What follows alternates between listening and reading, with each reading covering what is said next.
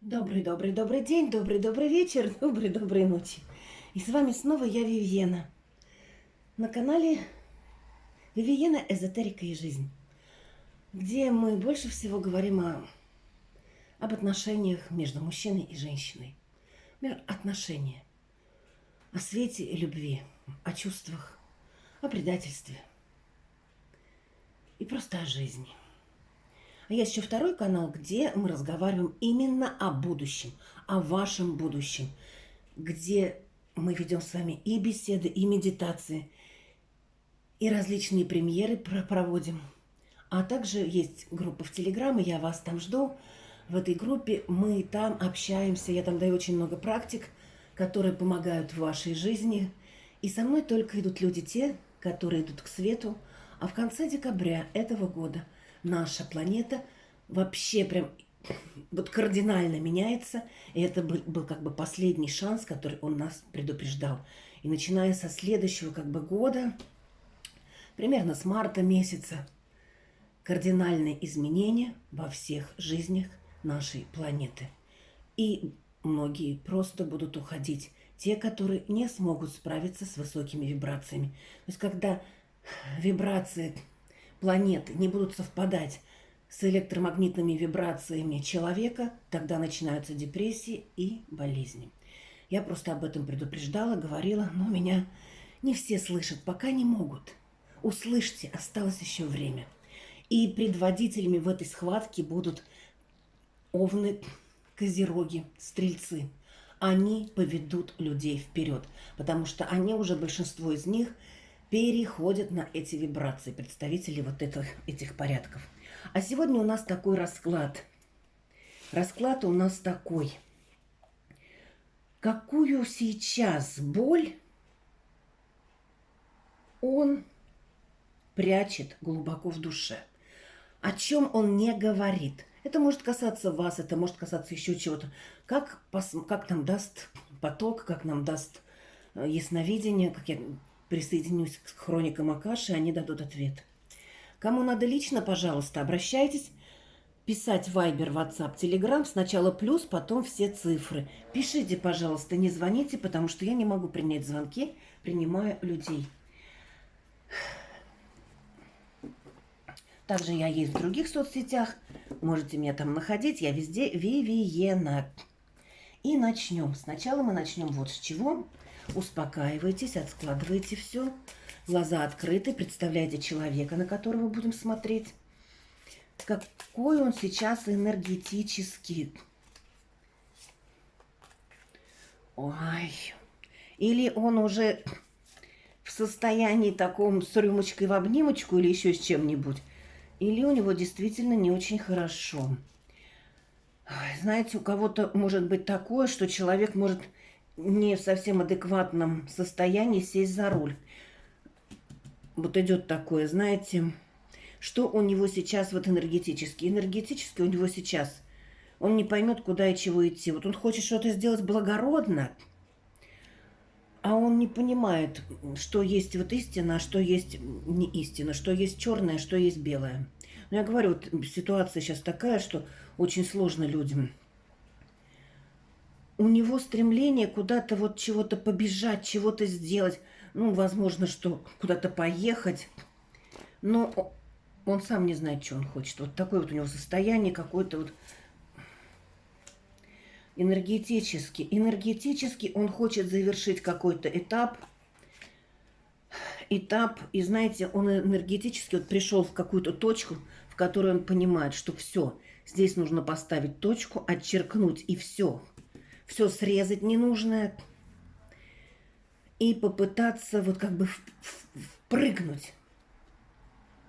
Состояние тяжелое. У кого-то, может быть, человек, ну, действительно, может, болеет, может быть, похмелье, еще что-то. Ну, потому что у каждого свое. Некоторые скажут, а он вообще не выпивает. Но есть другое, есть депрессия, есть еще что-то. Есть болезни.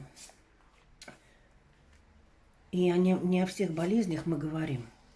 Что у него энергетически, он бы хотел, вот понимаете, он как будто потерялся, и он хотел бы вновь обрести союз с самим собой и с людьми. Вот у него такое, как будто он сам по себе, а люди сами по себе. Да, и у него сейчас душевно, возможно, любовь, а может быть просто какие-то вещи, которые связаны именно с отношениями и любовью между людьми. Союзом между им, например, и сослуживцами, еще чем-то. То есть, да, идет такое, а у кого-то будет любовь. Но тут идет такое, что он что-то это держит в тайне. Ну, давайте будем смотреть, как раз на эту тему у нас и расклад подходит. Я всегда делаю сейчас расклады в одном варианте, потому что это больше совпадает, чем по вариантам. Потому что, когда вы смотрите по вариантам, вы или смотрите все подряд, и получается каш-малаш, и все якобы подходит. Или выбираете чаще не тот вариант, потому что нервничаете, психуете. Когда смотрим и любовные всякие вещи, обычно мы же переживаем. Так же просто, если у нас все спокойно, мы не побежим к гадалкам. Ну, давайте смотреть. Первое, что мы посмотрим, какую боль он прячет. Мы вот по этим картам посмотрим. Какую боль он прячет сейчас там глубоко в душе. Он никому об этой боли не говорит. Там есть любовные, или что-то так. Какую боль? А прячет он страх. Какую боль? Он прячет страх. Прячет страх того, что он чего-то боится. И этими страхами он очень вредит себе. У каждого свое, чего он боится. Кто-то боится врагов, кто-то боится каких-то бумажек, которые могут прийти в почтовый ящик или еще откуда-то. И тут идет такое, что если человек переборет эти страхи и не сделает из-за этих страхов ужасные глупости, а когда у нас страхи, то к нам прицепляются всякие сущности и начинаются сущности начинают вытаскивать все из нас. У него могут быть сейчас вот, то есть, и, может быть, и ночные кошмары или чего-то еще. То есть человек не в понимании, ему действительно сложно осознавать. Вот это вот боль его и страх, он этот страх только в себе держит. Что, какая боль у него? Он желает боль, у него желает стабильности. Он желает, чтобы была стабильность. Для чего эта стабильность, вот эта боль, для чего стабильность? А стабильность для того, чтобы была защита для него. Понимаете, он хочет убрать эти страхи, возможно, на человеке какое-то воздействие. Воздействие не обязательно должно быть, что кто-то пошушукал. Может быть, кто-то сказал очень плохие слова, может быть, кто-то проклял. Или просто человек сам себе, мы сами, когда мы начинаем бояться, мы сами на себя делаем вот эти самопорчи, самосглаза. И они гораздо серьезнее, чем если чего-то навели. И у человека такая боль, он хочет защиты, он хочет, чтобы его накрыли чем-то, вот таким каким-то покрывалом, помните, или шапкой-невидимкой накрылся, и никто его не видит. И он все сделает то, что надо. Вот такое у нас вышло. Будем смотреть дальше. Давайте будем смотреть вот так. Какую боль он сегодня прячет глубоко в душе. Глубоко в душе, видите, мы посмотрели, он прячет страхи и желание защититься. Страхи могут быть от разного. И от людей, которые в форме, и от людей разных, и от своих рядом живущих, и от обстоятельств, которые есть. А то, что не знаешь, куда спрятаться от них. Так, какую боль сейчас он прячет глубоко в душе? Да, у него действительно страхи и огорчения. У него действительно страхи и огорчения. Страхи и огорчения. И вот опять, вот знаете, сколько раз мы в последнее время смотрим, почему-то идет, что наши партнеры, мужчины, а быть тут больше как-то идет для мужской половины. Но если смотрите мужчины, то интерпретируйте под себя.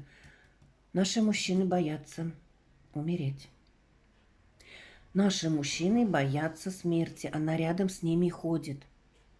Хотя я могу сказать, что да, конец этого года очень серьезный, и она со всеми рядом ходит.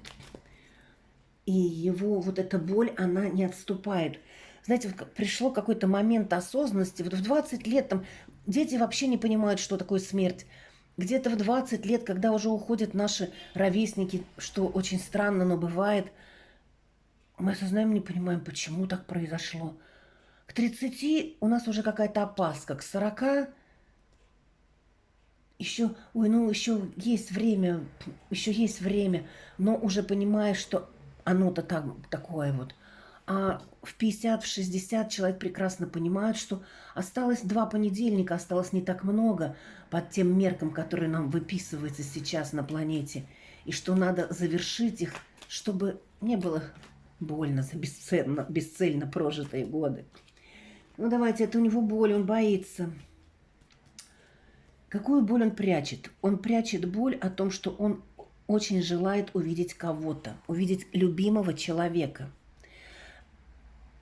Выпить с ним на бурдершафт или просто обняться. Что за человек? Не показала, что за человек, показала, что какие-то события, может быть, и государственного масштаба, может, муниципального, какие-то события не дают встретиться, то есть не дают примкнуться, не дадут обняться, что-то мешает. Вот с каким человеком. Человек, которого он любит. Он действительно хочет встретиться, возможно, это вы, потому что вы смотрите. Он хотел бы обняться и, не знаю, вот такое чувство, что вот если у него такое еще чувство, как будто он, если он вас обнимет, то он наберется силы и опять полетит, как горный орел.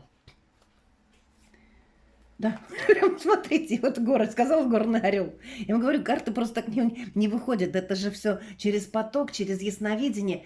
И символы, карты это символы. Они выходят из колоды именно те, которые должны что-то и сказать. И знаете, у него боль, что это иллюзия. Если вы с ним расстались по каким-то причинам, то у него какая-то боль внутри, что все иллюзия, что не состоится эта встреча, а ему так нужно вас обнять, ему так не хватает. Это его боль и боль в душе его, которую он так прячет. Он никому об этом не рассказывает. Почему он об этой боли никому не рассказывает? Ну, потому что он считает, что это точно так же, как тайна исповеди.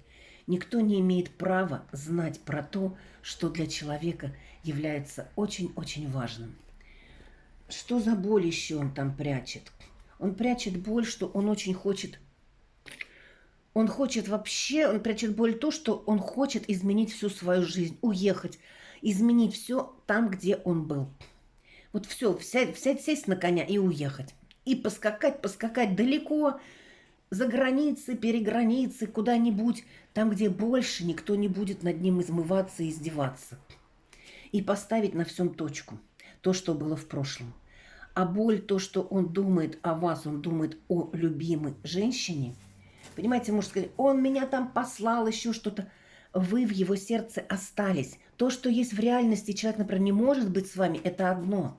То, что он не может, например, принять, какая вы есть, очень часто мужчины посылают на 3 буквы, да пошла ты, все, я тебя блокирую. Когда он говорит это от того, что больно, что он не может повлиять на вас, чтобы вы были такой, какой он хотел бы рисовать. А вы не можете принять его таким, каким он есть. В этом и получается, что отношения разрываются. Когда партнеры хотят от другого того, чего тот не может совершить. Ну а теперь будем смотреть. Так, наш Сантик. Я люблю Дедов Морозиков, но продает почему-то все Сантиков, Санта-Клаусов. Ну что ж. Все равно все в красном, в белом, красиво. Какую боль он прячет глубоко в душе. Будем смотреть еще. Он прячет глубоко в душе, знаете что? Он прячет глубоко в душе, что когда-то то есть не поверил, что ли, в Бога. Или плохо верил, как он говорит. Что он прячет глубоко в душе. А если верит, то, знаете, не показывает эту веру. Он говорит, эта вера, Творец, он там внутри. Это не то, что по церквам и каким-то еще там церквушкам. Это глубоко в душе. Это Творец, который на небе. Это Творец, который все создал, Вселенную и галактики. Что у него глубоко в душе? Да, если смотрят те, кто сейчас в разлуке, или далеко, или еще, то у него боль, что, знаете, вот как будто по его вине вот это произошло. То есть он здесь главный участник, что он открыл дверь и куда-то пошел. А теперь эта боль не дает ему покоя. То есть он теперь понял, что боги, ангелы давали ему связь вот с вами. И вообще, да, у кого была семья и человек отошел, или отношения такие были, то у него это боль. Вообще у него боль идет и вообще о семье, вот знаете, какие-то пафосные такие, и о человечестве. У него боль идет за людей, что вообще что-то распадается, вот что распадаются семьи, что люди не могут быть вместе. У него вот такая боль, она его заглодала. Почему у него такая боль-то идет? Да, о семье боль идет. О семье. Почему? Потому что, знаете, он считает, что именно в семье можно соединить и богатство мира, и богатство внутри, и духовное, и материальное. Только когда люди вместе, и у них гармоничные отношения. Когда дверь открывается, мужчина приходит с работы или приехал, и жена улыбается и радуется ему. И когда они вместе садятся ужинать, и рядом с ними дети, и тогда благосостояние, и тогда Творец посылает людям материальные блага, а не просто шалашик и какая-то кроватка на пружинках. Какая боль. У него действительно сейчас боль. И душевная очень боль. У него боль, что надо сопротивляться, а у него уже нет сил сопротивляться всему, что творится вокруг него. Почему он уже устал сопротивляться? А потому что у него действительно или болезнь, или депрессия. Вот человек, видите, устал сопротивляться, 4 мечей. Мечи воткнулись, рядом эти сущности стоят, они не дают покоя. Какой-то треугольный камень. Какая боль, знаете, боль у него за то, что он что-то, вот кто даже постарше, а может быть даже кто помладше стали понимать по-другому, что он прокукукал, протанцевал свою жизнь, прогулял, пробежал и не туда бежал. И у него это боль. Почему вдруг у него А потому что он теперь сидит и понял, что вот бегал он за какими-то юбками, в интернете, может, кого-то там тюкал, искал, еще что-то. А это все вот теперь ничего не нужно. Просто полное, у него сейчас полное моральное какое-то опустошение. Может быть, и финансовое, у кого-то будет финансовое, у кого-то моральное. Полное моральное опустошение. И что, почему это такая боль? Вышла жрица. Потому что, знаете, у него какое-то идет осознание, что он неправильно понимал женщин, вообще не понимал, что они просто для удовольствия. А теперь он понимает, что именно женщина-жрица правит жизнью на этой земле. И не все так просто, как казалось бы. Трах тебе дох, тебе дах. Оказывается, не так. Оказывается, у него прям вот что-то он задумался. Да, и он задумался над тем, что именно женщина своей силой, своим, я вам все время, сейчас последнее время говорю, своим древним ДНК, у многих это открывается, спасает мужчину, и мужчину ставит на пьедестал. И мужчина становится именно тем, кем должен быть. И вот у него тоже такие же мысли, что мужчина не может быть сам по себе рядом без женщины. Тогда это не будет гармонии и успеха. Это будет просто удовольствие. А сейчас у него боль, что он сам себя загородил. Его ли загородили, или сам себя. Он не знает, вот слышит, там надо как-то почиститься, надо еще. Рекомендую вам Вивиену, потому что Вивиена очень хорошо делает чистки. Именно чистки эзотерические. И диагностику проводит эзотерическую, классическим путем и через регрессию. У него боль такая стоит, что вот он как... Вот, понимаете, дело в том, что как будто он сам себя закрыл. Взял себе, купил огромный ящик, лег туда в этот ящик и заколотил этот ящик. И лежит там в этом ящике. И не вздохнуть, не пукнуть. И выбраться теперь не может. И думает он о вас. И боль у него о вас. Вот он, горный орел-то наш. Да, а внутри опустошение и моральное, и какое-то и физическое, и, возможно, и финансовое. опустошение. Вот знаете, как будто все ему взяли, вырезали, и осталась одна оболочка. И осталась одна оболочка. И осталась одна оболочка. Ну и давайте посмотрим, как тяжело, у него сейчас тяжелое состояние, к чему он придет. Где-то месяцев через 6. Он придет, что нужно будет совершить какой-то поступок. Поступок мужчины, поступок из пешек выбиться в короли, и тогда действительно у него будет какой-то успех. Да, потому что рядом с ним дьявол и искушение. Пишите: принимаю, приобретаю, верю в свет и добро. И жду вас в Телеграм. Пока-пока. С вами была Вивьена.